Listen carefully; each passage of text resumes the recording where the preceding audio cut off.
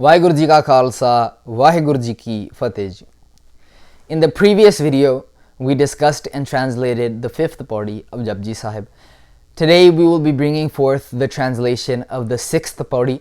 पिछली वीडियो ਦੇ ਵਿੱਚ ਆਪਾਂ ਜਪਜੀ ਸਾਹਿਬ ਜੀ ਦੀ ਪੰਜਵੀਂ ਪੌੜੀ ਦੀ ਵਿਚਾਰ ਆਪ ਸਾਰਿਆਂ ਦੇ ਨਾਲ ਸਾਂਝੀ ਕੀਤੀ ਸੀ. ਅੱਜ ਇਸ ਲੜੀ ਨੂੰ ਅੱਗੇ ਤੋਰਦੇ ਹਾਂ. ਜਪਜੀ ਸਾਹਿਬ ਜੀ ਦੀ 6ਵੀਂ ਪੌੜੀ ਦੀ ਵਿਚਾਰ ਆਪ ਸਾਰਿਆਂ ਦੇ ਨਾਲ ਸਾਂਝੀ ਕੀਤੀ ਜਾਵੇਗੀ ਜੀ. So first and foremost, let us begin by doing the part of this pauri followed by its translation. ਆਓ ਸਭ ਤੋਂ ਪਹਿਲਾਂ ਜਪਜੀ ਸਾਹਿਬ ਜੀ ਦੀ 6ਵੀਂ ਪੌੜੀ ਦੇ ਪਾਠ ਦੇ ਨਾਲ ਜੁੜੀਏ ਔਰ ਪਾਠ ਤੋਂ ਉਪਰੰਤ ਇਸ ਪੌੜੀ ਦੀ ਵਿਚਾਰ ਆਪ ਸਾਰਿਆਂ ਦੇ ਨਾਲ ਸਾਂਝੀ ਕੀਤੀ ਜਾਵੇਗੀ. ਸਤਨਾਮ ਸ੍ਰੀ ਵਾਹਿਗੁਰੂ ਸਾਹਿਬ ਜੀ. ਧੰਨ Waheguru Sahib ji.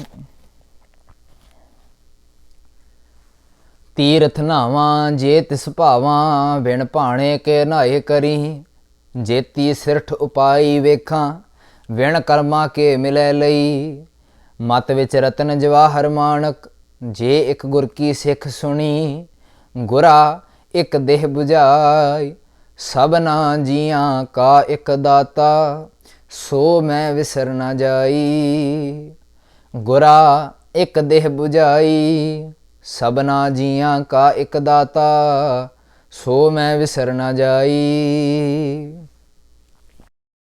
So in this pauri, Guru Pasha begins by asking a question. इस पौड़ी ਦੀ ਆਰੰਭਤਾ ਗੁਰੂ ਪਾਤਸ਼ਾਹ ਇੱਕ ਮਨੌਤ ਨੂੰ ਲੈ ਕੇ ਕਰਦੇ ਹਨ ਔਰ ਉਸ ਮਨੌਤ ਪ੍ਰਤੀ ਇੱਕ ਸਵਾਲ ਉਠਾਉਂਦੇ ਹਨ. Guru Sahib Ji says the people of the world believe by performing rituals in the name of religion, by bathing at pilgrimages, God will become happy with them. ਵੀ ਦੁਨੀਆ ਦੇ ਲੋਕ ਮੰਨਦੇ ਹਨ ਕਿ ਤੀਰਥਾਂ ਤੇ ਨਹਾਉਣ ਨਾਲ, ਧਰਮ ਦੇ ਨਾਮ ਤੇ ਕਰਮਕਾਂਡ ਕਰਨ ਦੇ ਨਾਲ ਰੱਬ ਉਹਨਾਂ ਦੇ ਉੱਤੇ ਖੁਸ਼ ਹੋਵੇਗਾ, ਰੱਬ ਉਹਨਾਂ ਦੇ ਉੱਤੇ ਕਿਰਪਾ ਕਰੇਗਾ. ਪਰ ਗੁਰੂ ਪਾਤਸ਼ਾਹ ਕਹਿੰਦੇ ਨੇ ਇੱਕ ਗੱਲ ਦਾ ਮੈਨੂੰ ਜਵਾਬ ਦਿਵੋ. Answer me this question. If I were to believe in a God that is sitting in heaven, if I were to believe that God was a separate entity from the world, then you could manipulate me. Pujariya, then you could trick me into saying that I must perform religious rituals to appease that God.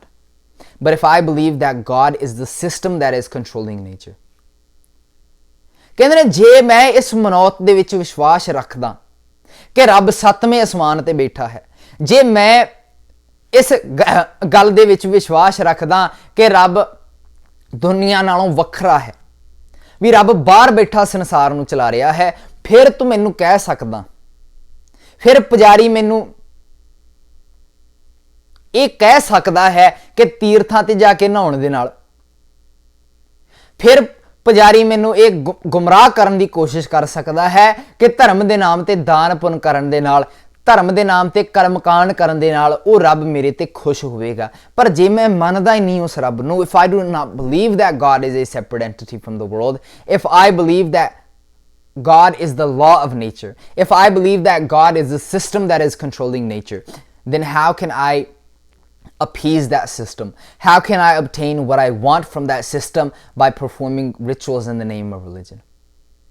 ਜੇ ਮੈਂ ਮੰਨਦਾ ਹਾਂ ਕਿ ਰੱਬ ਬਲਹਾਰੀ ਕੁਦਰਤ ਵਸਿਆ ਹੈ, ਕਿ ਉਹ ਨਿਯਮਾਂ ਦੇ ਰੂਪ ਵਿੱਚ ਰਮਿਆ ਹੋਇਆ ਹੈ, ਫਿਰ ਮੈਂ ਧਰਮ ਦੇ ਨਾਮ ਤੇ ਕਿਹੜੇ ਕਰਮਕਾਂਡ ਕਰਾਂ, ਕਿਹੜੇ ਤੀਰਥ ਤੇ ਜਾ ਕੇ ਇਸ਼ਨਾਨ ਕਰਾਂ, ਜਿਸ ਤੀਰਥ ਤੇ ਨਹਾਉਣ ਨਾਲ, ਜਿਹੜੇ ਧਰਮ ਦੇ ਨਾਮ ਤੇ ਕਰਮਕਾਂਡ ਕਰਨ ਦੇ ਨਾਲ ਉਹ ਲਾਅ ਆਫ ਨੇਚਰ, ਉਹ ਕੁਦਰਤ ਦਾ ਵਿਧਾਨ ਮੇਰੇ ਤੇ ਖੁਸ਼ ਹੋਵੇ.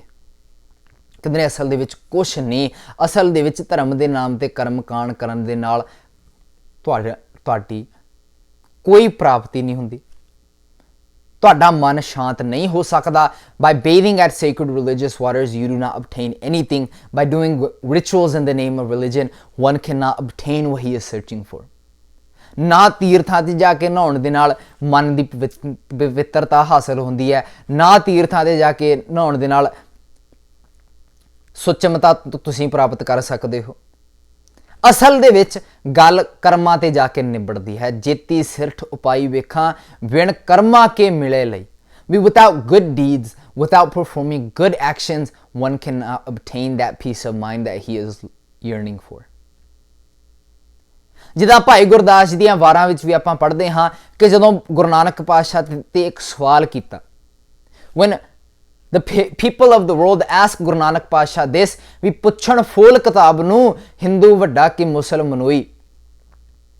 We answer us this question, who is greater? Is the Hindu greater or is the Musliman greater? Hindu ਵੱਡਾ ਹੈ ਜਾਂ ਮੁਸਲਮਾਨ ਵੱਡਾ ਹੈ?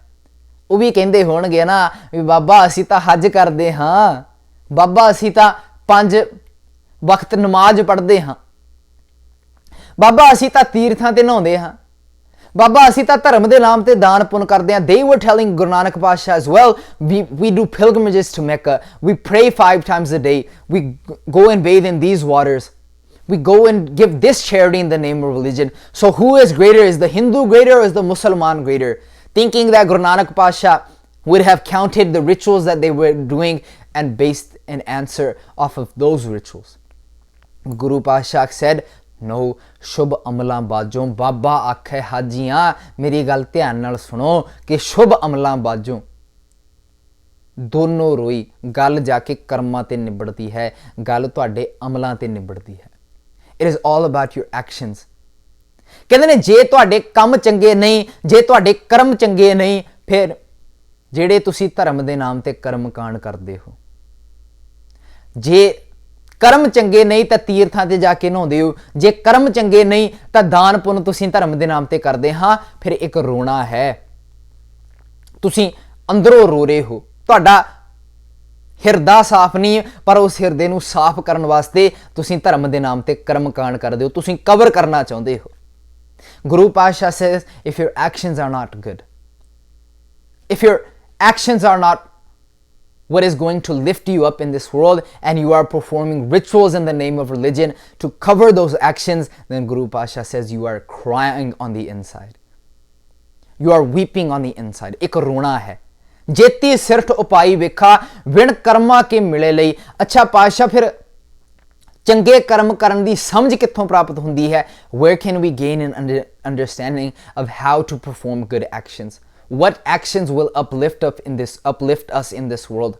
And Guru Pasha says, ਨਾ ਤੀਰਥਾਂ ਤੇ ਨਹਾਉਣ ਦੇ ਨਾਲ ਇਸ ਸਵਾਲ ਦਾ ਜਵਾਬ ਤੁਹਾਨੂੰ ਮਿਲੇਗਾ, ਨਾ ਪੁਜਾਰੀਆਂ ਦੇ ਅੱਗੇ ਦਾਨ ਪੁੰਨ ਕਰਨ ਦੇ ਨਾਲ ਇਸ ਸਵਾਲ ਦਾ ਜਵਾਬ ਮਿਲੇਗਾ, ਨਾ ਰੱਬ ਅੱਗੇ ਅਰਦਾਸ ਕਰਨ ਦੇ ਨਾਲ ਇਸ ਸਵਾਲ ਦਾ ਜਵਾਬ ਮਿਲੇਗਾ। Guru Pasha says, ਮੱਤ ਵਿੱਚ ਰਤਨ ਜਵਾਹਰ ਮਾਣਕ ਜੇ ਇੱਕ ਗੁਰ ਕੀ ਸਿੱਖ ਸੁਣੀ।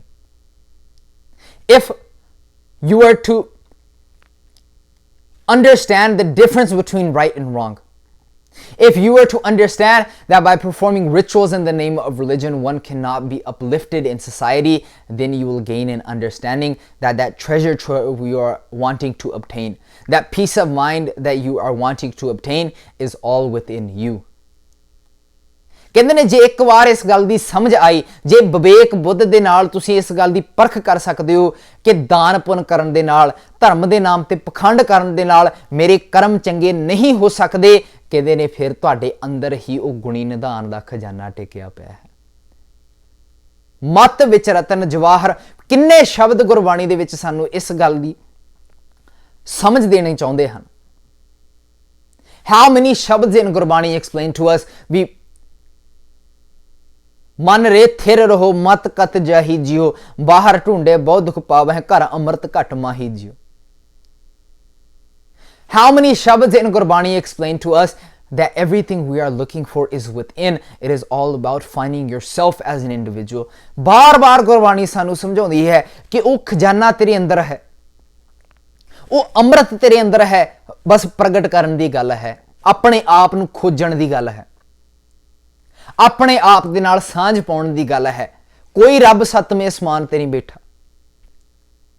ਇਹ ਭਰਮ ਭੁਲੇਖਾ ਅਸੀਂ ਆਪਣੇ ਮਨਾਂ ਦੇ ਵਿੱਚੋਂ ਕੱਢ ਦਈਏ ਕਿ ਰੱਬ ਇੱਕ ਹੈ ਤੇ ਉਹ ਸਰਬ ਵਿਆਪਕ ਹੈ। ਨਹੀਂ, ਰੱਬ ਕੁਦਰਤ ਦੇ ਨਿਯਮਾਂ ਦੇ ਰੂਪ ਦੇ ਵਿੱਚ ਸਮਾਇਆ ਹੋਇਆ ਹੈ ਤੇ ਉਹ ਜਿਹੜਾ ਰੱਬ ਹੈ ਉਹ ਸਾਡੇ ਵਿੱਚ ਰਹਿੰਦਾ ਹੈ, ਉਹ ਗੁਣਾਂ ਦੇ ਰੂਪ ਦੇ ਵਿੱਚ ਸਾਡੇ ਅੰਦਰ ਹੈ, ਬਸ ਪ੍ਰਗਟ ਕਰਨ ਦੀ ਗੱਲ ਹੈ। ਮੱਤ ਵਿੱਚ ਰਤਨ ਜਵਾਹਰ ਮਾਣਕ ਜੇ ਇੱਕ ਗੁਰ ਕੀ ਸਿੱਖ ਸੁਣੀ, ਗੁਰਾ ਇੱਕ ਦੇ ਬੁਝਾਈ ਗਿਆਨ ਲੈ ਕੇ ਗਏ। ਇਸ ਗੱਲ ਨੂੰ ਆਪਣੇ ਪੱਲੇ ਬੰਨ ਲਓ। gain an understanding, gain wisdom through the understanding of the system of nature and come to this conclusion ਕਿ ਸਭਨਾ ਜੀਆਂ ਕਾ ਇੱਕ ਦਾਤਾ। ਹੁਣ ਇੱਥੇ ਸਵਾਲ ਖੜਾ ਹੋ ਗਿਆ ਨਾ ਵੀ ਇੱਕ ਦਾਤਾ ਕਹਿ ਦਿੱਤਾ ਫਿਰ ਇਹਦਾ ਮਤਲਬ ਰੱਬ ਇੱਕ ਹੈ ਤੇ ਉਹ ਸਰਬ ਵਿਆਪਕ ਹੈ। ਨਹੀਂ, ਸਭਨਾ ਜੀਆਂ ਕਾ ਇੱਕ ਦਾਤਾ, ਸਾਰਿਆਂ ਦੀ ਪਾਲਣਾ ਕਰਨ ਵਾਲਾ ਇੱਕੋ ਜਿਹਾ ਕੁਦਰਤ ਦਾ ਵਿਧਾਨ ਹੈ। ਕੁਦਰਤ ਦਾ ਵਿਧਾਨ ਹਰੇਕ ਜੀ ਦੀ ਪਾਲਣਾ ਕਰਦਾ ਹੈ। ਕੁਦਰਤ ਦਾ ਵਿਧਾਨ is taking care of everyone, is nourishing everyone. That law of nature is sustaining everything. It is self-sustaining. ਕਹਿੰਦੇ ਨੇ ਉਹ ਵਿਧਾਨ ਸਾਰਿਆਂ ਦੀ ਰੱਖਿਆ ਕਰਦਾ ਹੈ, ਉਹ ਵਿਧਾਨ ਸਾਰਿਆਂ ਦੀ ਪਾਲਣਾ ਕਰ ਰਿਹਾ ਹੈ। ਤੇ ਨਾਲ ਇਹ ਵੀ ਕਹਿਤਾ, ਸੋ ਮੈਂ ਵਿਸਰ ਨਾ ਜਾਈ, ਮੈਂ ਨਾ ਇਸ ਗੱਲ ਦੀ ਸਮਝ ਭੁਲਾ ਦੇਵਾਂ। May I not forget this fact. May I not forget that I am a part of that system. ਮੈਂ ਵੀ ਉਹਦਾ ਪਾਰਟ ਹਾਂ, ਮੈਂ ਵੀ ਉਹਦਾ ਹਿੱਸਾ ਹਾਂ। ਜਿਹਨੂੰ ਰੱਬ ਕਿਹਾ ਗਿਆ ਹੈ ਗੁਰਬਾਣੀ ਦੇ ਵਿੱਚ, ਮੈਂ ਵੀ ਉਸ ਰੱਬ ਦਾ ਇੱਕ ਅੰਸ਼ ਹਾਂ, ਮੈਂ ਵੀ ਉਹਦਾ ਰੂਪ ਹਾਂ। ਇੱਕ ਸਭ ਗੋਬਿੰਦ ਹੈ, ਸਭ ਗੋਬਿੰਦ ਹੈ, ਗੋਬਿੰਦ ਬਿਨ ਨਹੀਂ ਕੋਈ। ਸੂਤ ਏਕ ਮਨ ਸਤ ਸੰਤ ਜੈਸੇ, ਓਤ ਪੋਤ ਪ੍ਰਭ ਸੋਈ। ਜਲ ਤਰੰਗ ਅਰ ਫੇਨ ਬੁੱਧ ਬੁਦਾ। ਕਿੱਡੇ ਪਿਆਰੇ ਪਿਆਰੇ ਸ਼ਬਦ ਗੁਰਬਾਣੀ ਦੇ ਵਿੱਚ, ਕਿੱਡੇ ਵਧੀਆ ਮੈਸੇਜ ਗੁਰੂ ਪਾਤਸ਼ਾਹ ਨੇ ਦਿੱਤੇ ਕਿ ਤੂੰ ਆਪਣੇ ਆਪ ਦੇ ਨਾਲ ਜੁੜ। ਬਾਹਰ ਲੱਭਣ ਦੇ ਭਰਮ ਦੇ ਵਿੱਚ ਨਾ ਪੈ ਜਵੀਂ, ਮੈਂ ਰੱਬ ਲੱਭਣ ਲਈ ਤੁਰਿਆ ਹਾਂ। ਨਹੀਂ, ਉਹ ਤਾਂ ਤੇਰੇ ਵਿੱਚ ਹੈ, ਉਹ ਤਾਂ ਤੇਥੋਂ ਦੂਰ ਨਹੀਂ, ਤੇਰਾ ਕੋਈ ਕਸੂਰ ਨਹੀਂ। ਜਿਹੜੀ ਅੱਖ ਨਾਲ ਦੇਖਣਾ ਸੀ, ਗੁਰੂ ਤੋਂ ਜਿਹੜੀ ਸਮਝ ਤੂੰ ਪ੍ਰਾਪਤ ਕਰਨੀ ਸੀ, ਜਿਹੜੀ ਅੱਖ ਨਾਲ ਵੇਖਣਾ ਸੀ, ਉਹਦੇ ਵਿੱਚ ਨੂਰ ਨਹੀਂ, ਸਮਝਣ ਦੇ ਵਿੱਚ ਫਰਕ ਹੈ। That God is within you. Do not wander in search of God. Do not go to religious places thinking that I will find God here. No, God is within you. ਜਲ ਤਰੰਗ ਅਰ ਫੇਨ ਬੁੱਧ ਬੁਦਾ, ਜਲ ਤੇ ਭਿੰਨ ਨਾ ਹੋਈ। ਇਹ ਪਰਪੰਚ ਪਾਰ ਬ੍ਰਹਮ ਕੀ ਲੀਲਾ, ਵਿਚਰਤ ਆਨ ਨਾ ਹੋਈ। ਇਸ ਕਰਕੇ ਆਓ ਗੁਰਬਾਣੀ ਪੜ੍ਹ ਕੇ, ਗੁਰਬਾਣੀ ਵਿਚਾਰ ਕੇ, ਗੁਰਬਾਣੀ ਸਮਝ ਕੇ ਆਜ਼ਾਦੀ ਨਾਲ ਆਪਣੇ ਫੈਸਲੇ ਆਪ ਲਈਏ, ਜਿਵੇਂ ਕਿ ਸਾਡਿਆਂ ਗੁਰੂ ਪਾਤਸ਼ਾਹਾਂ ਨੇ ਲੈ ਸਨ। Let us read Gurbani, let us understand Gurbani, let us implement Gurbani into our daily lives so that we may live a life full of confidence like our Guru Patshah and like our forefathers did before us. Gurbani ਦੀ ਸਮਝ ਪ੍ਰਾਪਤ ਕਰਕੇ ਇਹ ਸਮਝਣ ਦੀ ਕੋਸ਼ਿਸ਼ ਕਰੀਏ ਕਿ ਸਾਡੀਆਂ ਜ਼ਿੰਮੇਵਾਰੀਆਂ ਅੱਜ ਦੀ ਡੇਟ ਵਿੱਚ ਕੀ ਹਨ। ਪਰਿਵਾਰ ਪ੍ਰਤੀ, ਸਮਾਜ ਪ੍ਰਤੀ, ਆਪਣੇ ਆਪ ਪ੍ਰਤੀ ਮੇਰੀਆਂ ਜ਼ਿੰਮੇਵਾਰੀਆਂ ਕੀ ਹਨ, ਉਹਨਾਂ ਨੂੰ ਨਿਭਾਉਣ ਦੀ ਕੋਸ਼ਿਸ਼ ਕਰੀਏ, ਜਿਵੇਂ ਕਿ ਸਾਡਿਆਂ ਗੁਰੂ ਪਾਤਸ਼ਾਹਾਂ ਨੇ ਸਮਾਜ ਨੂੰ, ਦੁਨੀਆ ਨੂੰ ਨਿਭਾ ਕੇ ਵਿਖਾਈਆਂ। ਅੱਜ ਲਈ ਇੰਨੀਆਂ ਕੁ ਬੇਨਤੀਆਂ ਪ੍ਰਵਾਨ ਕਰਨੀਆਂ ਜੀ। ਦਿਓ ਇਜਾਜ਼ਤ, ਬੁਲਾਓ ਫਤਿਹ। ਵਾਹਿਗੁਰੂ ਜੀ ਕਾ ਖਾਲਸਾ, ਵਾਹਿਗੁਰੂ ਜੀ ਕੀ ਫਤਿਹ।